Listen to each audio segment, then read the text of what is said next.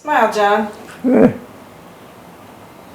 Good evening. We're in Studio 3B today, and it's June 19th, 2025, Thursday. And it's my pleasure and honor to be speaking with Mr. John J. Jeckovich. How are you doing today? Very good, thank you. You're looking great in your all blue outfit today. That's nice. You look very handsome in it. How are you feeling? Good, thank you. I heard you had a special guest today. Yeah, Who came? Mary. Who came? Who came? I thought it was Amber. Amber came. Yeah, but Amber's sick. Yeah. Yeah. Did you have a nice visit with Amber? Yeah. What'd you guys do? What do we do? Yeah. Amber slept for a while. She's got that stuff in her chest. Yeah. Well, we're working on that. Besides that, how else did everything else go for you? Huh? Everything. Everything went well? Yeah, everything's all right. Amber Nicole Jeckovich is Mr. Jeckovich's great-granddaughter. She visits Mr. Jeckovich at his home 3 or 4 or 5 times a week. A great young lady in her 20s. She's a full-time missionary and an avid surfer. She surfs around the world, and she takes your Bible in the left hand and a surfboard in the right. Right? By the way, there's some short reels Amber did over the last year with Mr. Jeckovich, and you could see her close up and see what she does. And these two get along like two peas in a pod, right? How's that? You and Amber get along like two peas in a pod. Yeah. It's a nice girl. It's refreshing to see a youngster with empathy today. Yeah. Empathy is the glue to humanity.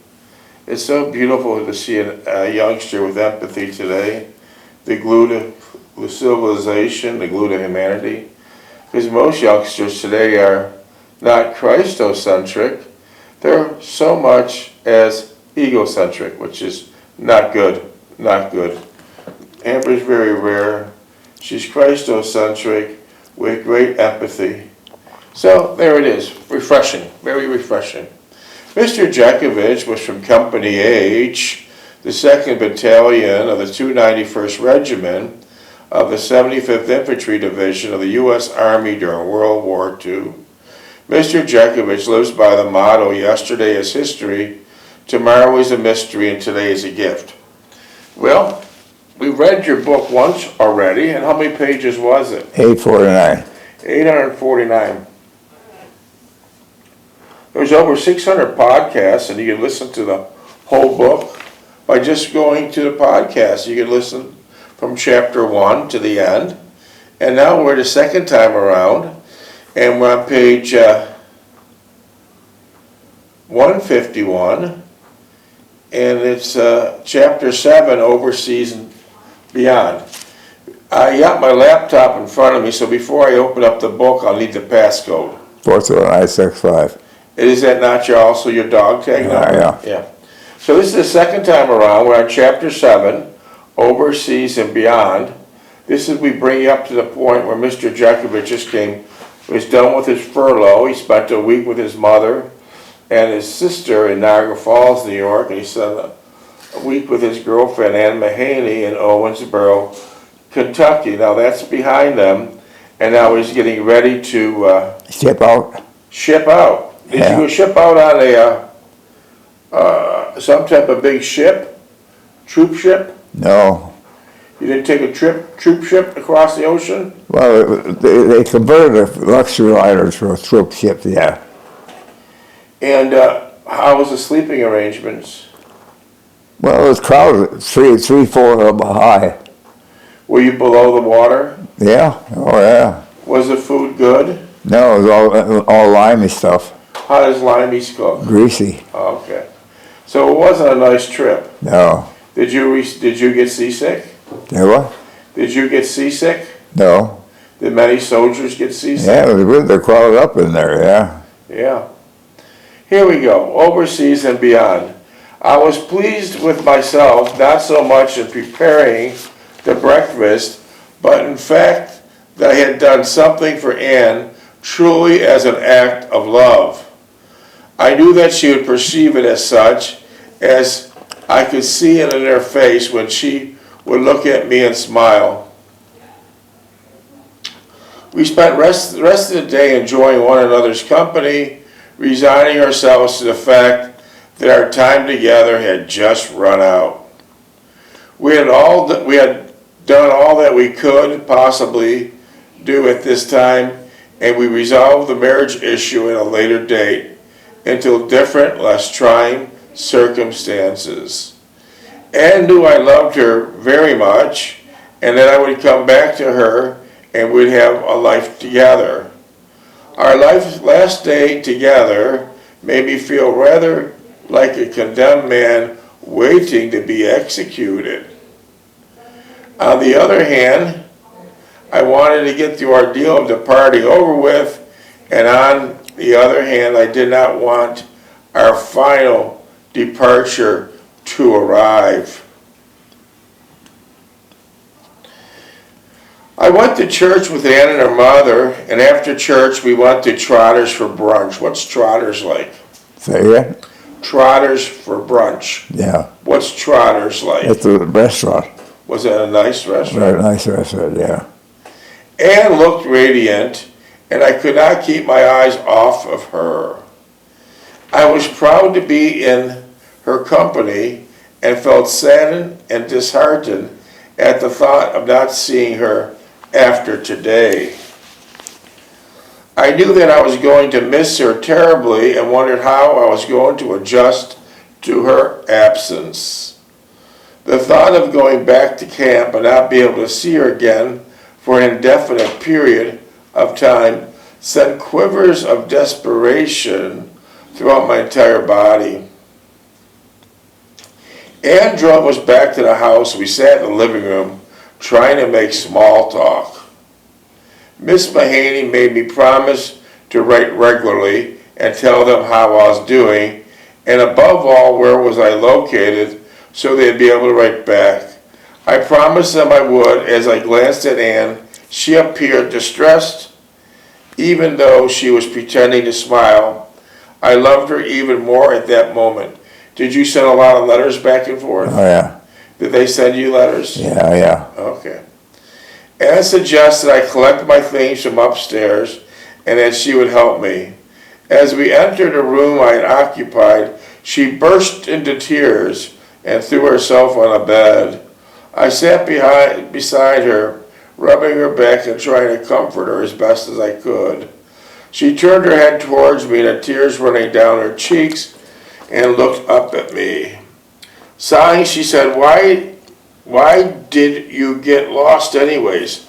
Explain that. Why did you get lost anyways? What's that about? Get lost. You got lost. That's how you found her. Tell us that story. Oh, yeah, I was lost in Owensboro.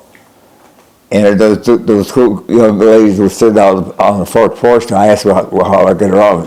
And they took me in their car, showed me where to go. So that's how you met Ann. You were lost, wandering around Owensboro in your uniform. Yeah. And she said to you, why did you get lost anyway? Why couldn't you just have gone to Evansville instead of coming here, and then I would be perfectly happy not knowing you? My life was very simple and straightforward, with only my schoolwork and my mother to worry about. Now I can never return to what I was used to. I'll be constantly concerned about your safety and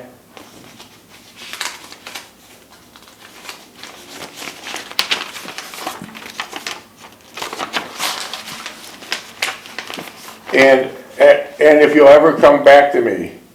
I wish it never happened.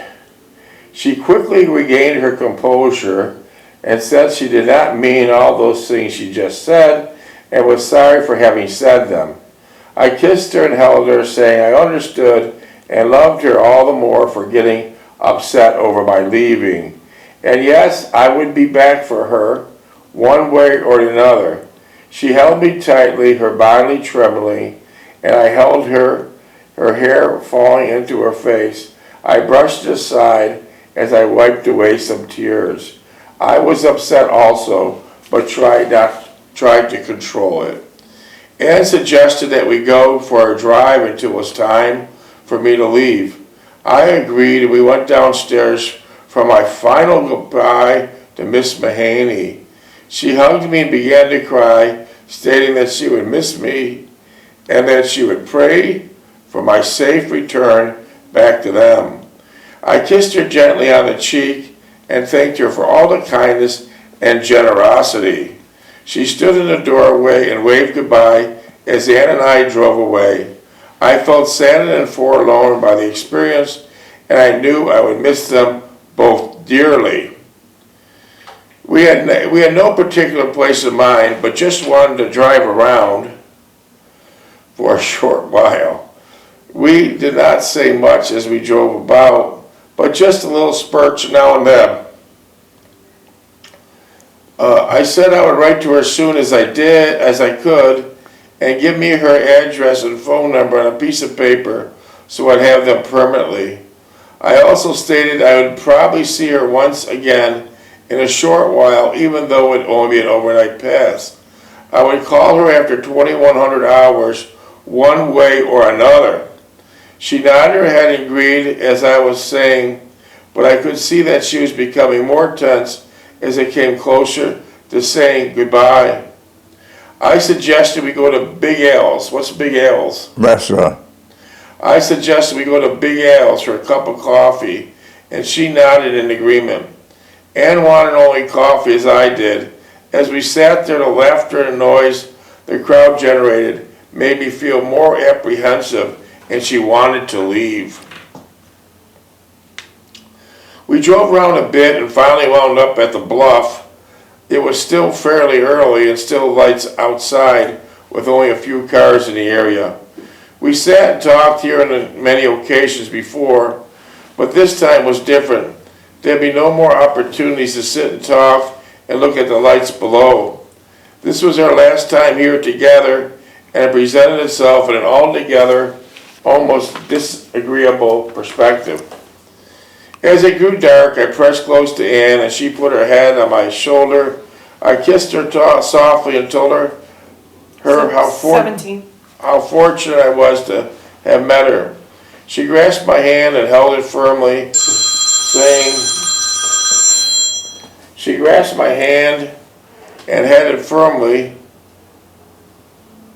stand by, let's see. I kissed her softly and told her how fortunate I was to have her. She grasped my hand and held it firmly, saying she did not want to see it end, that she would miss me and would think of me every time she entered a room or the spare room that I had occupied. I told her I'd cherish all the memories of her and that she would make some plans for my return to her. She said that she thought about that but did not want to say anything just yet. I took her in my arms and began to kiss her, trying to preserve the moment in my memory. After a few moments, she said it was getting late and that we should start for the bus station. We drove there in silence, each with our own thoughts. The bus was waiting there with the same driver I was familiar with. He waved to us, showed 5 fingers indicating there were 5 minutes before we left. Ann was trembling as I held her and kissed her on the cheeks. They were moist. She had handed me a small photograph of herself and said, "Keep it with me for good luck." I kissed her and said I would, but keep it with me always. Just then the driver honked the horn in anticipation of leaving. I kissed Ann and said I loved her. By this time she was sobbing outwardly. She put her arms around me and kissed me, saying through her tears that she loved me and to come back to her. I replied that I would, kissed her for the last time, and left the car to board the bus. I turned and waved, and I could see that she was crying while she was waving goodbye. I felt heartsick for Ann, for I knew she expected more of me relative to marriage or even an engagement. I regretted the decision I had made. Here it was. I had left her side not for 5 minutes ago, and I was already laminating it. I tried to temper my emotions during the whole time with Ann relative to my family situation, but I could never completely dissolve it satisfactorily. She sensed my concern but would never openly discuss it. Perhaps this is why I had such a difficult time with it. If she had only brought it up, perhaps we could have, the two of us, come to a more positive solution. That was the only conjecture now, and I lost her, and it was strictly through my own perceptive conditioning. It was not only being enthusiastic about marriage, but the excuses I afforded were trivial. My concern for my mother's attitude regarding our relationship was asinine and inappropriate. The mere fact she would object to the marriage was irrelevant. She would either have to adjust to it or go on her own separate way. Granted, I would find this unsettling to have to leave her alone with Sally, but the only undisputable and irreconcilable tenets of growing up. But despite all this meaningless rhetoric, I did not honestly believe my mother would ever reconcile herself to unknown to herself on such a short notice without a hint of it ever happening. Wow. Well, Dave, let me tell you that they want to put me in a nursing home. What's going on here? I have no idea. Shut this down. Okay. Shut it off.